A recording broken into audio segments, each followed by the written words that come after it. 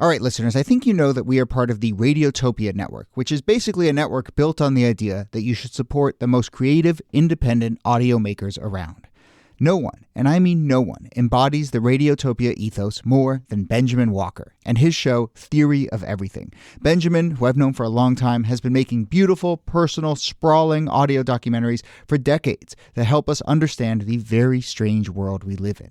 And now he has a new series called Not All Propaganda is Art. The new series goes back to the 1950s, when Western security agencies like the CIA paid artists, writers, and intellectuals to fight the cultural Cold War. The CIA funds were free. I mean, no one was told what to say. Gloria Steinem, activist who sees the CIA as a sort of enlightened pal or rich uncle, there is another viewpoint. Look, if you're listening to this show, I know you like secret histories. I know you like a mix of culture and politics and shadowy figures. So what are you waiting for? Not All Propaganda is Art from Benjamin Walker. You can find it now wherever you listen or at theoryofeverythingpodcast.com. This day is brought to you by Progressive. Are you driving your car or doing laundry right now? Podcasts go best when they're bundled with another activity. Kind of like Progressive home and auto policies. They're best when bundled too. Having those two policies together makes insurance easier and could help you save. Customers who save by switching their home and car insurance to Progressive save nearly $800 on average. Quote a home and car bundle today at Progressive.com. Progressive Casualty Insurance Company and Affiliates. National average 12-month savings of $793 by new customers surveyed who saved with Progressive between June 2021 and May 2022.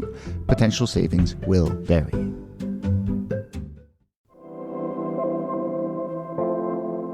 Hello and welcome to This Day in Esoteric Political History from Radiotopia. My name is Jody Avirgan. This day, February 20th, 1946, George Kennan, the top American diplomat stationed in Moscow, wrote a telegram to the Department of State back home detailing his views on the Soviet Union and U.S. policy towards the communist state. The telegram would be one of the most influential policy documents written in the 20th century. It basically underpinned America's Cold War policy of containment. It would also come to be known as the Long Telegram. And I'll say not many telegrams get their own nicknames. So if you need evidence that this is an important document, it got its own nickname, the Long Telegram. And here to discuss this very influential document are, as always, Nicole Hemmer of Columbia and Kellie Carter-Jackson of Wellesley. Hello there. Hello, Jody. Hey there. I have a number of, well, no, let me put it this way. I have basically only one question about this Long Telegram. Why was it so long? It is a simple fact check. Was it, in fact, a long telegram? It was, in fact, a very long telegram, and you got to kind of feel for the telegram operator. 5,000 words for a telegram. A lot to cram in there. But that's what 12 pages about. I mean, if you've got about 500 words per page, it's a lot. But like tapping it out on the little telegram operator, like that's a lot of tapping. Yeah, and you read some of these accounts of it at the time. It's like, this was fairly unusual for a communique from Russia, from Russia to the United States. It's like, yes. So, at the very least, in terms of length, it sort of signaled its arrival. But let's talk about the contents of it and sort of the effect, and then we can loop around and talk about Kennan himself, a very interesting person. But, it arrives over the course of, I don't know, maybe hours. It sort of makes its way. It arrives at the State Department. It appears to be like a real sensation right off the bat. People are really into this thing. Instantly, people are like, oh my gosh, this is so insightful. This is so useful. And it becomes really sort of the blueprint or the roadmap for how America decides to engage with Russia for the next, 30, 40, 50 years. I mean, still to this day, there are aspects of the Long Telegram that I think are relevant, shall we say. So yeah, it makes a splash. Yeah, absolutely. And it's coming from Kennan, who is someone who has been stationed in and around the Soviet Union since the early 1930s. So he has really had a front row seat to the development of the Soviet state, to the shifting U.S. relationships with the Soviet Union during World War II. And now World War II has just ended. Yeah. And Kennan is looking around and not feeling that great about the direction the Soviet Union is heading. And he doesn't have like the most powerful position in Moscow, but he sees an opening to share his ideas. And boy, does he take advantage of it. Yeah, there's sort of two interesting dynamics that jump out to me there. One is you get this sense that World War II had like forestalled all of these sort of conversations and sort of thoughts. You have this idea of like Kennan's like waiting for the war to sort of the next chapter of history to move so that he could say all these things, because the war obviously had its own dynamic and there were other priorities and policies and so forth. The other thing is, and I guess to that point, he was asked, I think specifically to just sort of provide analysis about the newly formed World Bank and IMF, the International Monetary Fund, and kind of how the Soviet Union would play into that. And, he offers probably a page worth of analysis on that. And then he just unloads all of his other thoughts and, really lays out this big, sweeping assessment of what the Soviet Union is. And really, it's about his view of what the Soviet Union is, but then in turn, obviously, how the United States should approach the Soviet Union. So on that first point, he basically says he does not see a scenario in which the Soviet Union wants permanent, peaceful coexistence, as he put it. No. And what else? How does he detail that? And what is his basic assessment of USSR? He's basically saying that Russia only wants to dominate, right? They don't want to have rivals. They don't want to have really peers. They just want to be the leading force. And that they're sort of irrational when it comes to thinking about ways that countries can coexist and that countries can coexist around them. And so because he says they're like irrational to this logic, but they're rational when it comes to force. So that using force as a negotiating practice or as a way to maintain sort of like safe and healthy levels of these international relationships is probably the best way to go about it. But the problem is America hears force and they're like, oh, we can do that. Yeah, right? yeah. Like, we got this big military we're not even using. Yeah, I know. He's like, that's not actually what I mean. I don't necessarily mean military force, but it gets interpreted in that way. Yeah, this really is almost a psychopolitical study of the Soviet Union. He's particularly interested in Stalin and Stalin's paranoia and this sense that Stalin and the Soviets want to control everything around them. And understandably, they just lost like 26 million people in this war. And that is obviously a giant trauma. But that they wanted to control everything. They wanted to have this sphere of influence, and they wanted to dictate the political ideology of all of the places around him. But he was saying, like, they don't want war. Right? So all you have to do is not appease them. If you try to appease them, they're just going to run all over you because they're going to think you're weak.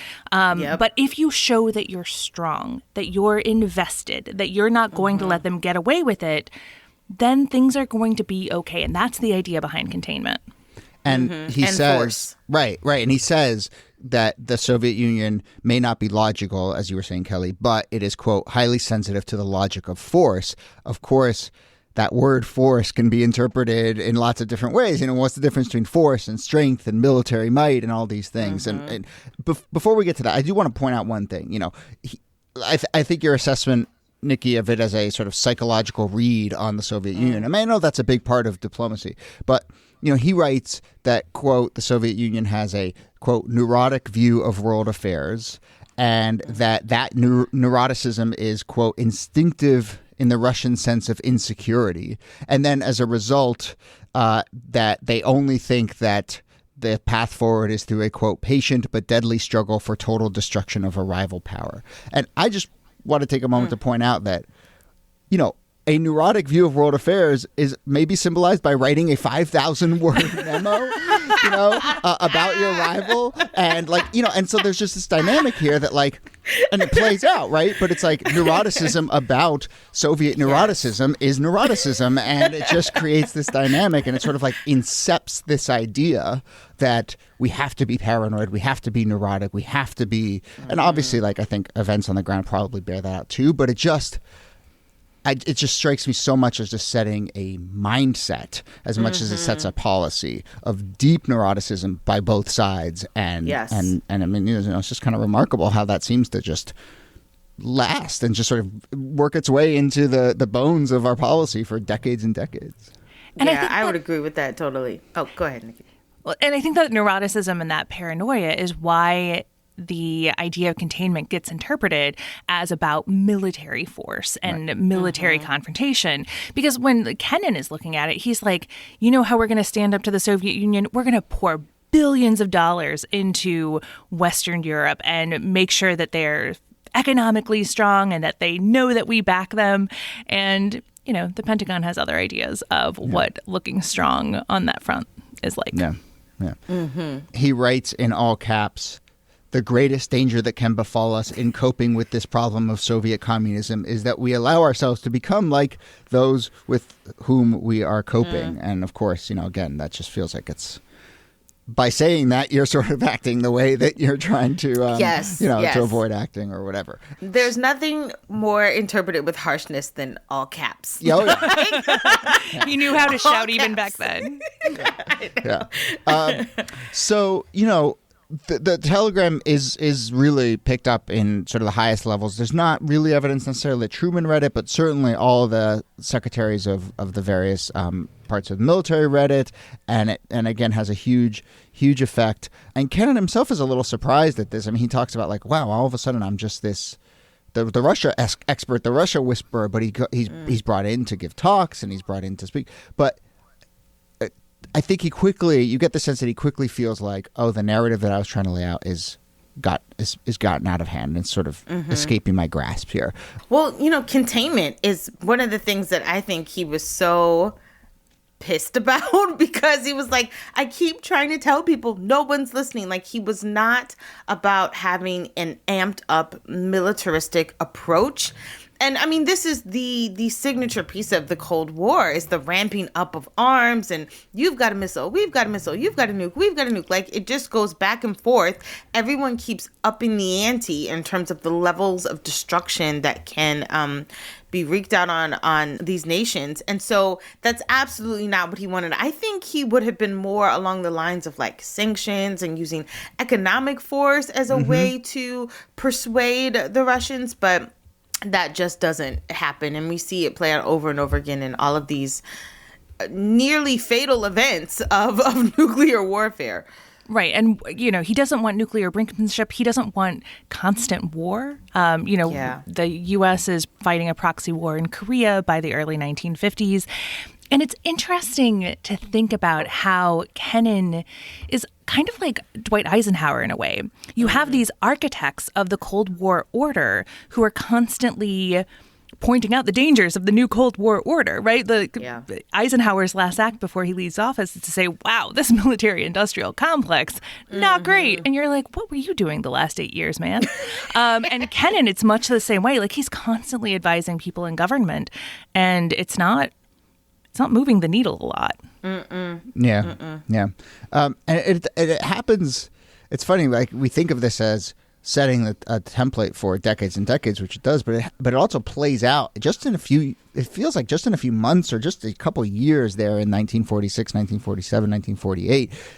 There's people write books and write memos that are sort of based on Kennan and sort of like straw manning a little bit, as he felt at least, at some of his arguments, and it just sort of sets it in stone. I mean, it's just one of the things that strikes me is how quickly it gets set in stone.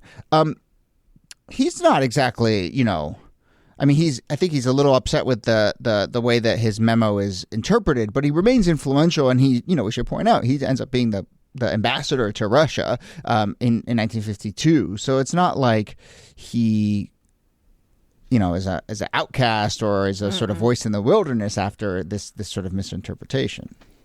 No, and I think he thinks that himself and people like him, who he sees as wisely statesmen, should be at the helm of making these decisions, that political leaders are in fact, not equipped to handle these big sort of diplomatic international relations, and that it should be not up to the voters and like what's popular and what people want. But no, we should take a team of people who are really in tuned to what is going on and who can make really good decisions and then put those decisions into play. So he's actually kind of annoyed by the way that politics interferes with a lot of things that he thinks should happen. Which is not super unusual in the 1950s and 1960s. This idea of an expert-led government is really popular. And this idea of wise men running the government, and they were almost all men, is kind of the model at the time. But I think it's such an important point because he might be opposed to the Soviet Union and communism, but he is no huge fan of liberal democracy. He's suspicious of voters and elected officials. By the late 1960s, he is talking about how we need to like strip rights away from the New Left and the Black Panthers, and he's just not a big supporter of little d democracy in the way that you would want him to be. Yeah, he's basically like, leave the governing to the Ivy Leaguers and the bankers, and we'll take care of it all. And he was definitely part of that crew, and that crew remains obviously influential, throughout American history. But it is interesting how that notion of expertise floats in and out through the 50s, 60s, 70s, and then obviously through Vietnam, and you get the smartest men in the room kind of thing. Anything else on Kennan himself, beyond policy, just as a sort of person, a statesman, or a political thinker? Well, it's interesting. At first, when I was reading his telegram, I was like, okay, I'm with you. Reading more about his life, and then I was like, wait, what? You support apartheid? Wait, what? Like, it kind of threw me a little bit, but, I'm just going to quote him. He says, "I have a soft spot in my mind for apartheid, not as practiced in South Africa, but as a concept."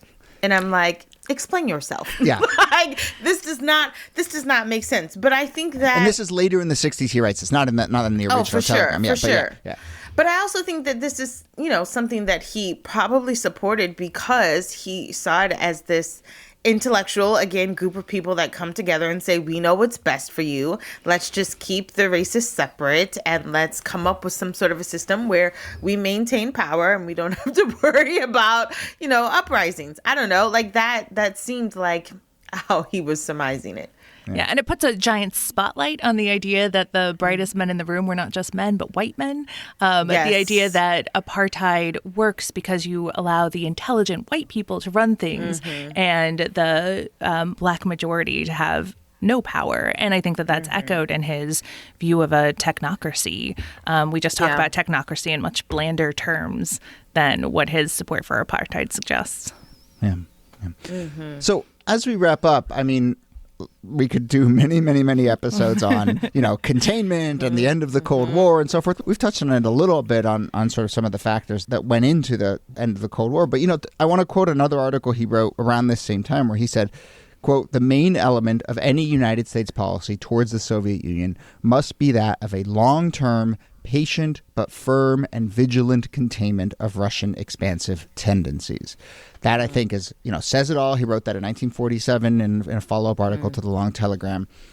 And I think, decades and decades later, that roughly speaking was probably the approach that bore out, right? It was not ramping up military armament. It was not necessarily meddling in, pockets of the world like Central America or, the Middle East that the Soviet Union was trying to expand into. It was more just vigilant containment. And then, we've talked about some of those sort of economic and cultural forces as well.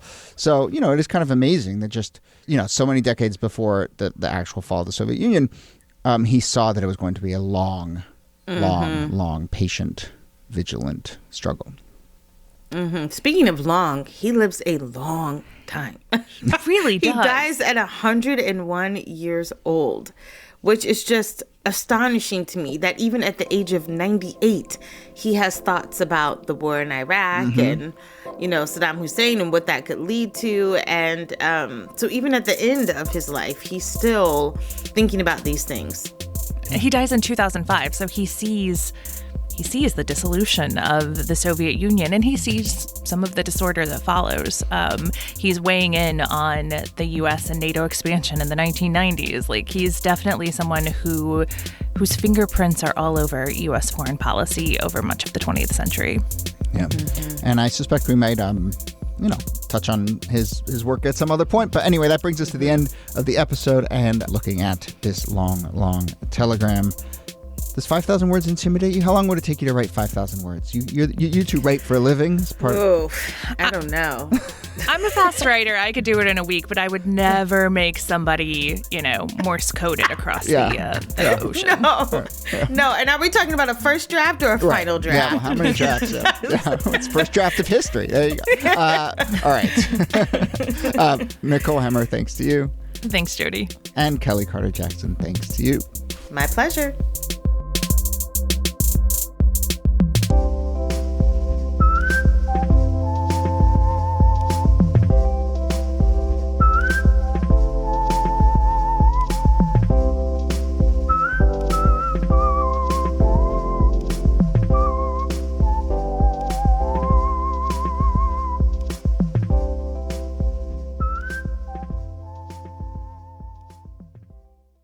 Support for This Day in Esoteric Political History comes from Odoo. What is Odoo? Well, Odoo is an all-in-one management software with apps for every business need. Odoo has apps for CRM, accounting, sales, HR, inventory, manufacturing, and everything in between. And they're all in one easy-to-use software. And the best part about Odoo? All Odoo apps are integrated, helping you get things done faster and more efficiently. So, when you think about business, think Odoo. To learn more, visit odoo.com/thisday. That's ODOO.com/thisday. Radiotopia.